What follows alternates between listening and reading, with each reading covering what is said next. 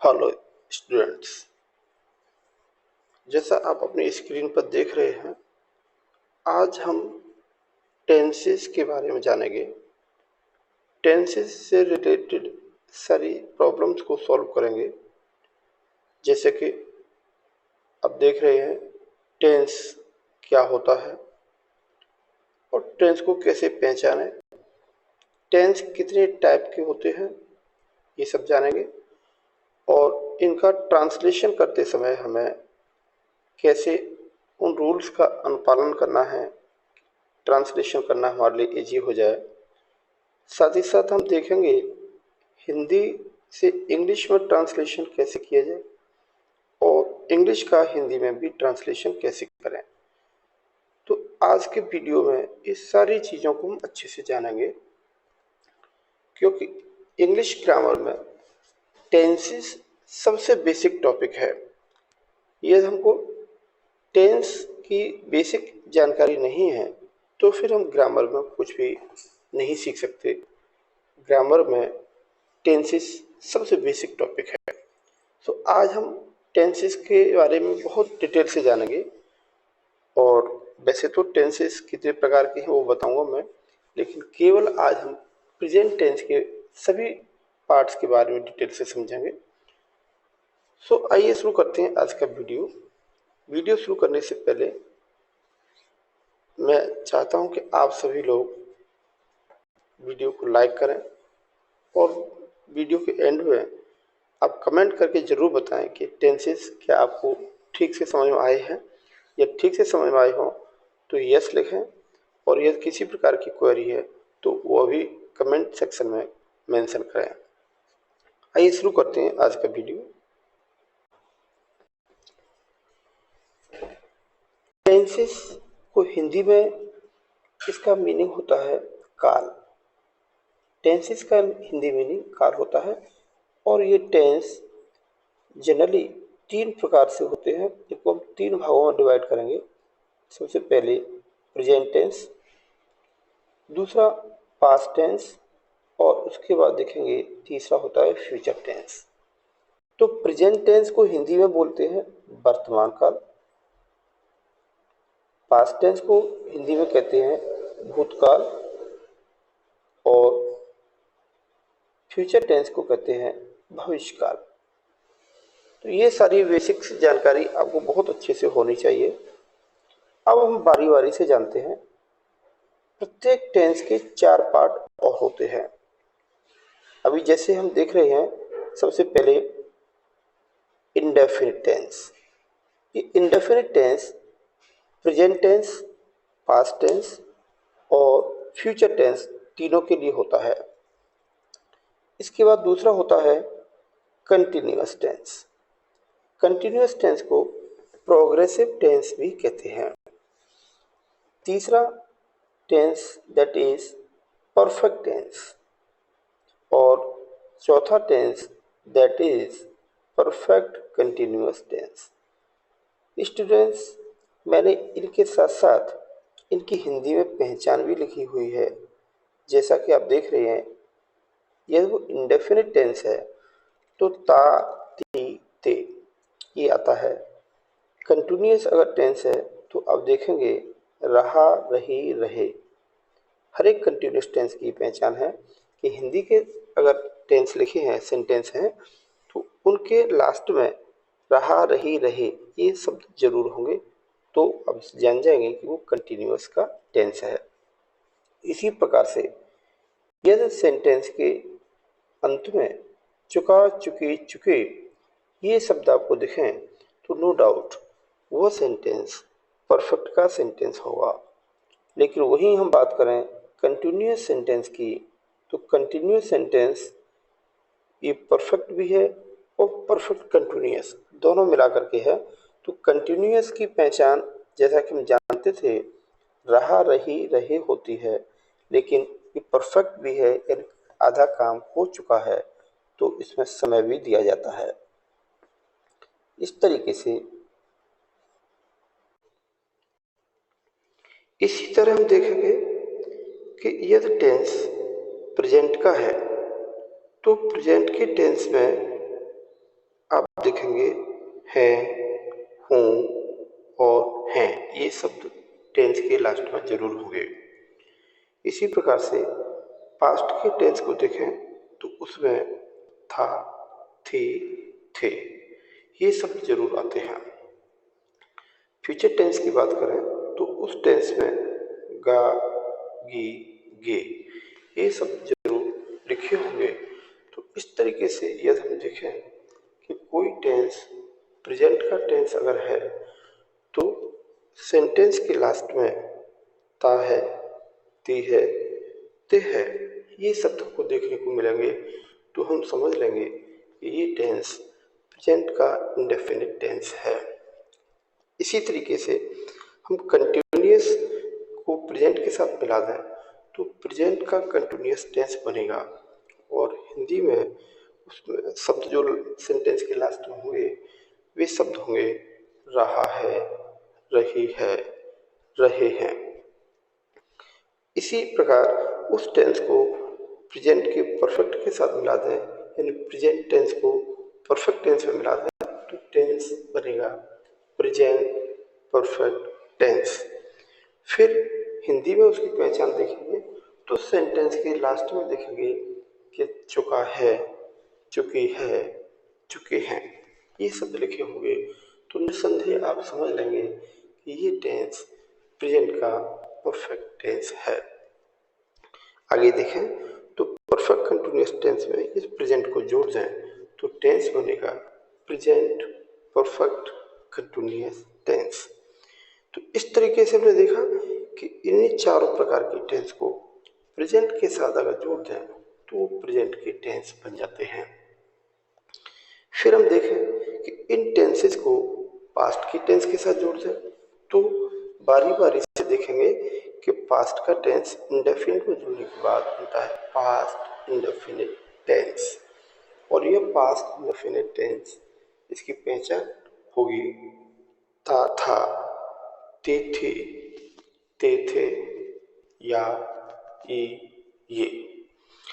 यदि हम पास्ट के टेंस को कंटिन्यूअस के साथ जोड़ दें तब ये टेंस बनेगा पास्ट कंटिन्यूअस टेंस और फिर ये पास्ट कंटिन्यूअस टेंस पहचान होगी रहा था, रही थी, रहे थे। इस प्रकार से इस पास्ट टेंस को परफेक्ट टेंस के साथ जोड़ दें तो पूरा टेंस बनेगा पास्ट परफेक्ट टेंस। ये पास्ट परफेक्ट टेंस इसकी पहचान होगी चुका था, चुकी थी, चुके थे। इस तरीके से इसकी पहचान होगी चुका था, चुकी थी, चुके थे, तो टेंस हो जाएगा पास्ट का परफेक्ट टेंस। इस प्रकार से आगे भी देखें इस टेंस को यदि हम परफेक्ट कंटिन्यूअस के साथ में मिला दें तो सेंटेंस बनेगा पास्ट परफेक्ट कंटिन्यूअस टेंस। तो इस तरीके से हमने देखा कि प्रेजेंट के साथ इन टेंसों को मिला दें तो चार प्रकार के टेंस प्रेजेंट के साथ बनेंगे। फिर उनको पास्ट के साथ भी मिला दें, पास्ट टेंस में मिला दें तो पास्ट टेंस के चार टेंस बनेंगे जैसा मैंने अभी बताया। इसी क्रम को आगे कंटिन्यू रखें और फ्यूचर टेंस के साथ इन टेंसों को जोड़ दें तो बारी बारी से देखें तो future indefinite tense, future continuous tense, future perfect tense और future perfect tense, future perfect continuous tense. तो ये 12 प्रकार के टेंस तैयार हो जाते हैं। स्टूडेंट्स, ये आप किसी भी क्लास के छात्र हैं तो ये वीडियो आपके लिए बहुत ही बेसिक है, टेंस की अच्छे से समझ आपको आ जाएगी।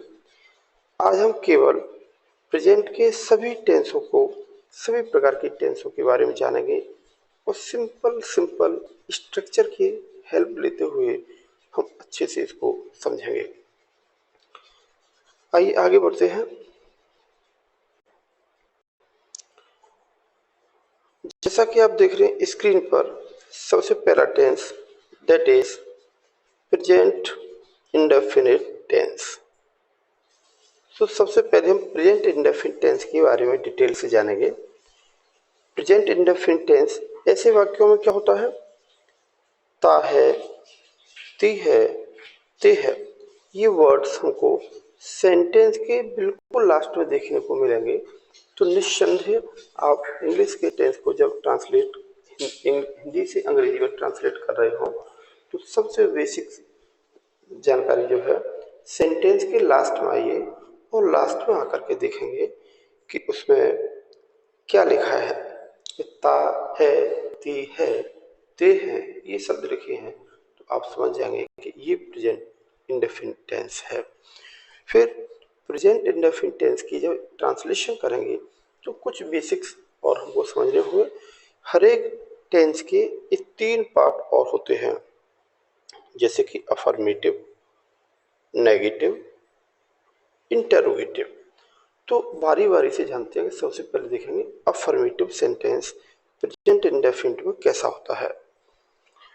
अफर्मेटिव सेंटेंस का स्ट्रक्चर अगर हम देखें तो सबसे पहले सब्जेक्ट होगा और सब्जेक्ट के बाद मेन वर्ब की फर्स्ट फॉर्म और उसमें ई अथवा ईएस लगा देते हैं और उसके बाद ऑब्जेक्ट लिखते हैं। तो इस 3 चीज़ें हमें ध्यान रखनी है कि टेंस में सब्जेक्ट, वर्ब और ऑब्जेक्ट किस क्रम से लगाने हैं। फॉर एग्जाम्पल हिंदी के एक टेंस को देख लेते हैं। मोहन आम खाता है। मोहन आम खाता है तो हम देखेंगे सेंटेंस के लास्ट में ता है शब्द लिखा हुआ है। इसका मतलब ये प्रेजेंट का इंडेफिनिट टेंस है। मोहन आम खाता है। इंग्लिश की बात करें तो सबसे पहले सब्जेक्ट मोहन, मोहन सिंगुलर है तो उसके बाद मेन वर्ब की फर्स्ट फॉर्म में एस लगा देंगे, जैसे ईट्स, मोहन ईट्स मैंगो। तो ये मोहन आम खाता है का इंग्लिश ट्रांसलेशन हुआ मोहन ईट्स मैंगो। ये हम देखें प्लूरल सब्जेक्ट के साथ इसका स्ट्रक्चर क्या हुआ तो अब देखेंगे प्लूरल सब्जेक्ट जो कि प्लूरल है, मेन वर्ब की फर्स्ट फॉर्म और उसके बाद ऑब्जेक्ट। तो ट्रांसलेशन करने के लिए केवल हमको 3 चीज़ों की आवश्यकता होती है। नंबर 1 सब्जेक्ट, दूसरा मेन वर्ब और तीसरा ऑब्जेक्ट। तो इतनी सी समझ यदि आपको है तो ट्रांसलेशन बिल्कुल आपके लिए इजी होने वाले हैं। तो हमने देखा कि सिंगुलर सब्जेक्ट के साथ स्ट्रक्चर क्या होगा, फिर देखा प्लूरल सब्जेक्ट के साथ स्ट्रक्चर क्या होगा, जैसे कि वे लड़के आम खाते हैं। एक प्लूरल सब्जेक्ट के साथ एक सेंटेंस है। अब इसकी हमको इंग्लिश ट्रांसलेट करनी है तो दोज बॉयज ईट मैंगो। यहाँ हमने देखा कि ईट जो वर्ब है उसमें हमने एस या ईएस नहीं लगाया क्योंकि सब्जेक्ट प्लूरल है। दोज बॉयज बहुत से लड़के हैं तो इसीलिए इसकी इंग्लिश होगी दोज बॉयज ईट मैंगो। तो आपने बेसिक समझ लिया हुआ कि प्रेजेंट इंडेफिनिट के अफर्मेटिव सेंटेंस को कैसे करते हैं। अब देखते हैं प्रेजेंट इंडेफिनिट टेंस के नेगेटिव सेंटेंस को भी देख लेते हैं। नेगेटिव सेंटेंसेस ये प्रेजेंट इंडेफिनिट का दूसरा इंपॉर्टेंट पार्ट है। यदि आपने इंडेफिनिट टेंस को समझ लिया तो आगे के टेंसेस आपको बहुत अच्छे से समझ में आ जाएंगे। तो नेगेटिव सेंटेंसेस को देखें, इसका स्ट्रक्चर होगा सब्जेक्ट डू अथवा डज, उसके बाद नॉट, मेन वर्ब की फर्स्ट फॉर्म और उसके बाद ऑब्जेक्ट। तो यहाँ हमको एक चीज़ और बढ़ी हुई दिखेगी, डू नॉट या does not. Do not plural subject के लिए और डज नॉट सिंगुलर सब्जेक्ट के लिए यूज की जाती है। फॉर एग्जाम्पल हिंदी के एक सेंटेंस को देख लेते हैं। मोहिनी बाजार नहीं जाती है। ये एक हिंदी का सेंटेंस है। अब सेंटेंस के लास्ट में आकर के आप देखेंगे थी है वर्ड लगा हुआ है, मीन्स ये सेंटेंस प्रेजेंट इंडेफिनिट का सेंटेंस है। अब हम देखेंगे कि प्रेजेंट इंडेफिनिट टेंस का सेंटेंस है लेकिन कौन सा वाला है, अफर्मेटिव है, नेगेटिव है या इंटरोगेटिव है। तो बहुत ही सरल है, ये सेंटेंस में नहीं शब्द लगा है, नहीं। तो इसका मतलब हुआ ये नेगेटिव सेंटेंस है। फॉर एग्जाम्पल अब इसको स्ट्रक्चर के अनुसार ट्रांसलेशन भी कर लेते हैं। लिखा है मोहिनी बाजार नहीं जाती, तो उसकी ट्रांसलेशन क्या होगा? Mohini does not go to market. Mohini does not go to market. इस तरीके से हमने देखा कि ये सेंटेंस बहुत आसानी से हमने नेगेटिव का सेंटेंस था, बहुत आसानी से इंग्लिश में हमने ट्रांसलेट कर दिया है। अब हम प्लूरल सब्जेक्ट के साथ भी नेगेटिव सेंटेंस को बनाना समझ लेते हैं। जैसे लिखा है वे लड़के फुटबॉल नहीं खेलते हैं। इस सेंटेंस की हमको इंग्लिश में ट्रांसलेशन करना है, तो समझेंगे कि सब्जेक्ट इसमें वे लड़के हैं जो कि प्लूरल है, तो इंग्लिश क्या होगी इसकी? Those boys do not. यहाँ ध्यान देना कि डू नॉट होगी और सिंगुलर होता तो does not. Those boys don't play football. So students, मैंने बहुत ही 2 एग्जाम्पल के साथ नेगेटिव सेंटेंस को समझाने की अच्छी कोशिश की है और आई थिंक तुम भी इसको अच्छे से समझ गए होंगे। आगे बढ़ते हैं। अब देखते हैं इंटरोगेटिव सेंटेंस। इंटरोगेटिव सेंटेंस को सबसे पहले पहचान लेते हैं, फिर कैसे ट्रांसलेट करेंगे आइए जानते हैं। इंटरोगेटिव सेंटेंस जनरली 2 प्रकार के होते हैं। 2 प्रकार के, एक वैसे जो हेल्पिंग वर्ब से शुरू होते हैं अर्थात इनका आंसर यस नो में आता है। दूसरे वे होते हैं जो किसी WH वर्ड से शुरू होते हैं और इनका आंसर थोड़ा डेस्क्रिप्ट टाइप का होता है। तो इनके बारे में हम बाद में समझेंगे कि आंसर डेस्क्रिप्ट क्या होता है और यस नो वाले कैसे होते हैं। फिलहाल के लिए मैं समझा दूं, जिन वाक्यों के शुरू में क्या शब्द लगा हो, यस, यहाँ से हमको समझना है कि जिन वाक्यों के शुरू में क्या शब्द लगा हुआ तो उनके लिए इंटरोगेटिव सेंटेंस का स्ट्रक्चर अलग होगा। इसके अलावा जिन वाक्यों के बीच में कोई क्वेश्चन वर्ड लगा होगा, कहाँ, क्यों, कैसे, उनका स्ट्रक्चर दूसरा होगा।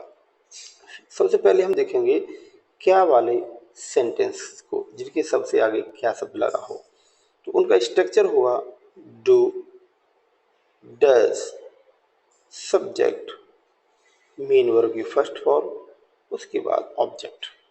तो इस पैटर्न को फॉलो करते हुए हम टेंसेस को इंग्लिश में कैसे ट्रांसलेशन करते हैं उनका।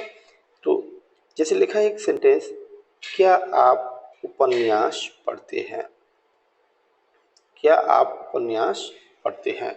इसका अगर ट्रांसलेशन करना हो तो सबसे पहले डू या डज को लगाएंगे। सब्जेक्ट इसमें प्लूरल का है तुम, तो लगाएंगे डू।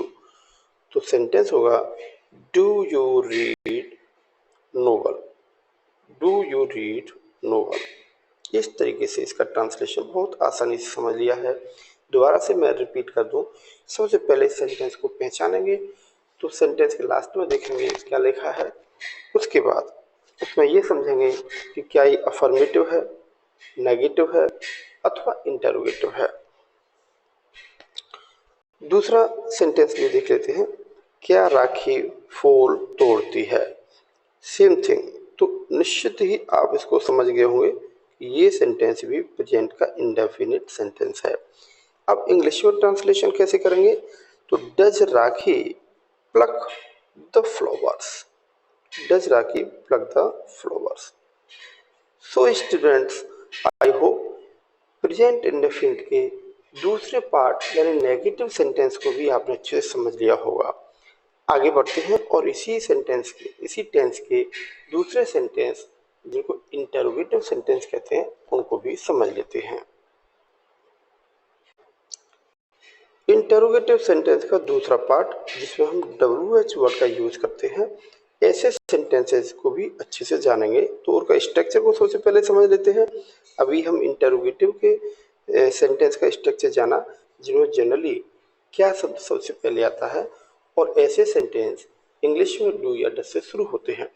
वहीं पर हम देखें जिन सेंटेंसेस के बीच में कहाँ, क्यों, कब, कैसे शब्द लिखे होते हैं उनका स्ट्रक्चर होगा WH वर्ड्स। उसके बाद डू या डज सब्जेक्ट, मेन वर्ब की फर्स्ट फॉर्म और उसके बाद ऑब्जेक्ट। हाँ, इम्पोर्टेंट बात है कि इंटरोगेटिव सेंटेंस के लास्ट में क्वेश्चन वर्ड लगाना बिल्कुल ना भूलें। क्वेश्चन वर्ड इस तरीके से, एग्जाम्पल को देख लेते हैं। आप कहाँ रहते हैं, आप कहाँ रहते हैं, एक सेंटेंस है जो कि इंटरोगेटिव का है। अब ये तो आप समझ ही गए होंगे कि टेंस प्रेजेंट का इंडेफिनिट है। यदि आप जान गए हैं तो कमेंट सेक्शन में लिखें यस। तो आप कहाँ रहते हैं, वेयर डू यू लिव, तो इसकी इंग्लिश होगी where do you live. Yes, WH word where है, वेयर मीन्स कहाँ। दूसरे सेंटेंस को भी देख लेते हैं। रवि वहाँ कब जाता है, रवि वहाँ कब जाता है। अब इसकी ट्रांसलेशन होगा when does Ravi go there. तो इस तरीके से आई होप स्टूडेंट्स आपने प्रेजेंट इंडेफिनिट टेंस के सभी sentences such as affirmative, negative और इंटरोगेटिव को समझ लिया है। आगे बढ़ते हैं और जानते हैं प्रेजेंट कंटिन्यूअस टेंस को। प्रेजेंट कंटिन्यूअस टेंस, इसकी पहचान जैसा कि हमने शुरुआत में ही वीडियो के शुरू में बता दिया था, फिर भी रिपीट कर देते हैं। ऐसे सेंटेंसेस के लास्ट में रहा है, रही है, रहे हैं, ये वर्ड्स जरूर देखने को मिलेंगे। तो प्रेजेंट कंटिन्यूअस टेंस के सबसे पहले सेंटेंस को देख लेते हैं, दैट इज अफर्मेटिव सेंटेंस। जैसा मैंने पहले ही बता दिया था कि हर एक टेंस के 3 पार्ट होते हैं, अफर्मेटिव सेंटेंस, नेगेटिव सेंटेंस और उसके बाद इंटरोगेटिव सेंटेंस। तो कंटिन्यूअस टेंस के अफर्मेटिव सेंटेंस का स्ट्रक्चर होगा सबसे पहले सब्जेक्ट, उसके बाद helping verb is, are, am, main verb की फर्स्ट फॉर्म और उस फर्स्ट फॉर्म के साथ ING जुड़ा होगा, देन ऑब्जेक्ट। तो इस स्ट्रक्चर का फॉलो करते हुए हम कंटिन्यूअस टेंस के सेंटेंस को जो कि अफर्मेटिव है बहुत आसानी से समझने वाले हैं। फॉर एग्जाम्पल, शालिनी पुस्तक पढ़ रही है, ये एक सेंटेंस है। सेंटेंस के लास्ट में रही है शब्द लिखा है तो निस्संदेह हम जान जाएंगे ये सेंटेंस प्रेजेंट के कंटिन्यूअस का है। ये सेंटेंस प्रेजेंट का कंटिन्यूअस है, बहुत आसानी से हमने इसको समझ लिया है।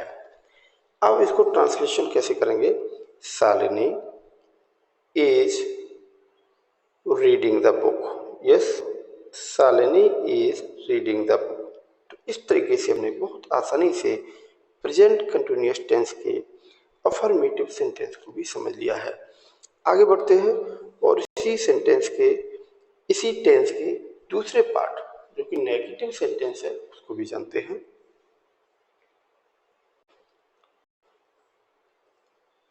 प्रेजेंट कंटिन्यूअस के अफर्मेटिव सेक्शन की ही बात कर लेते हैं। वहां मैंने कुछ और एग्जांपल दिए, जैसे कि रोहित शेट्टी पतंग उड़ा रहा है, ये प्रेजेंट कंटिन्यूअस का एक अफर्मेटिव सेंटेंस है। तो ट्रांसलेशन कैसे करेंगे, Rohit Shetty is flying the kite. Rohit Shetty is flying the kite.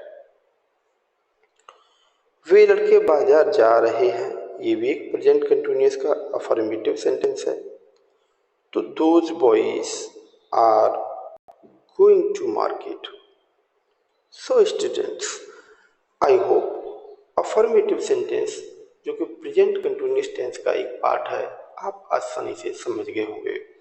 आगे बढ़ते हैं और जानते हैं इसी टेंस का दूसरा part, that is negative sentence. It's a very interesting. तो वही तरीका हमारा ट्रांसलेशन के लिए 3 बातें बहुत इंपॉर्टेंट हैं। मैं दोबारा से रिपीट कर रहा हूँ, सब्जेक्ट, वर्ब और ऑब्जेक्ट। इतनी सी समझ अगर आपको है तो फिर कोई समस्या नहीं है। अब यहाँ नेगेटिव की बात कर लेते हैं। तो सबसे पहले सब्जेक्ट, उसके बाद इज, आर, एम, उसके साथ नॉट, मेन वर्ब की फर्स्ट फॉर्म आईएनजी और ऑब्जेक्ट।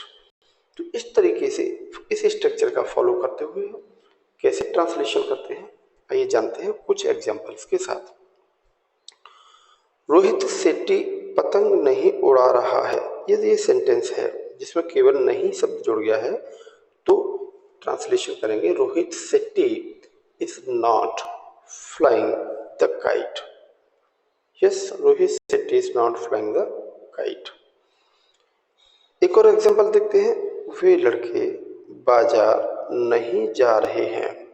अगर इसकी ट्रांसलेशन करना हो तो होगी, इंग्लिश होगी, those boys are not going to market. तो students, I hope present continuous tense के नेगेटिव सेंटेंस को भी आपने अच्छे से समझ लिया है। आगे बढ़ते हैं और प्रेजेंट कंटिन्यूअस टेंस के इंटरोगेटिव सेंटेंस को भी जान लेते हैं। ये इंटरोगेटिव सेंटेंस है और इंटरोगेटिव सेंटेंस में हम देख रहे हैं कि कैसे इंटरोगेटिव सेंटेंस होंगे। जैसा कि मैं पहले ही बता चुका हूँ, इंटरोगेटिव सेंटेंस दो प्रकार के होंगे, एक वे जो हेल्पिंग वर्ब से शुरू होंगे और एक वे होंगे जो WH वर्ड से शुरू होंगे। हम दोनों को ही बारी बारी से समझते हैं। स्ट्रक्चर को देख लेते हैं। सबसे पहले इज, आर, एम, उसके बाद सब्जेक्ट, देन मेन वर्ब की फर्स्ट फॉर्म में आईएनजी और ऑब्जेक्ट। इस स्ट्रक्चर का फॉलो करते हुए हम इंटरोगेटिव को कैसे सॉल्व करते हैं। जैसे एक एग्जांपल लेते हैं, क्या राखी फूल तोड़ रही है। क्या राखी फूल तोड़ रही है, तो सेंटेंस के सबसे पहले क्या शब्द लगा है और सेंटेंस के लास्ट में रहा है, रही है। तो रहा है, रही है से हम टेंस को पहचान लेंगे, ये प्रेजेंट का कंटिन्यूअस टेंस है। और सेंटेंस के शुरू में क्या शब्द लगा है तो हम समझ जाएंगे कि ये एक इंटरोगेटिव सेंटेंस है। फॉर एग्जाम्पल, तो इसकी ट्रांसलेशन को देख लेते हैं। इस राखी प्लकिंग द फ्लावर्स। दूसरे एक सेंटेंस को देख लेते हैं जो इसी पैटर्न पर है, क्या वे लड़के तुम्हारी मदद कर रहे हैं। क्या वे लड़के तुम्हारी मदद कर रहे हैं। तो इसका अगर ट्रांसलेशन अगर हमको बनाना हो तो are those boys helping you. इस तरीके से सिंपल सेंटेंस जो कि इंटरोगेटिव है, क्या से शुरू होने वाले हैं, हमने दो तीन एग्जाम्पल की मदद से उनको समझ लिया है। अब हम ऐसे सेंटेंस भी देखते हैं जिनमें WH वर्ड का यूज हुआ है। जैसे कि WH word is, are, am, subject, main verb की फर्स्ट फॉर्म प्लस आईएनजी और उसके बाद ऑब्जेक्ट। तो इस तरीके से इस सेंटेंस को भी देख लेते हैं। जैसे कि तुम कहाँ जा रहे हो। ये सेंटेंस है, तुम कहाँ जा रहे हो। तो where are you going. Where are you going. दूसरे सेंटेंस को देख लेते हैं, वे क्या लिख रहे हैं। वे क्या लिख रहे हैं। What are they writing? What are they writing? तो इस तरीके से हमने देख लिया कि प्रेजेंट कंटिन्यूअस टेंस के इंटरोगेटिव के सेंटेंस को भी हमने जान लिया है। तो सारे टेंसेस के बारे में हमने धीरे धीरे समझ बना ली है। अब इसके बाद हम दूसरे सेंटेंस को देखेंगे जो कि प्रेजेंट इंडेफिनिट का यू हुआ और ये होगा प्रेजेंट परफेक्ट टेंस। आइए जानते हैं उसके बारे में भी।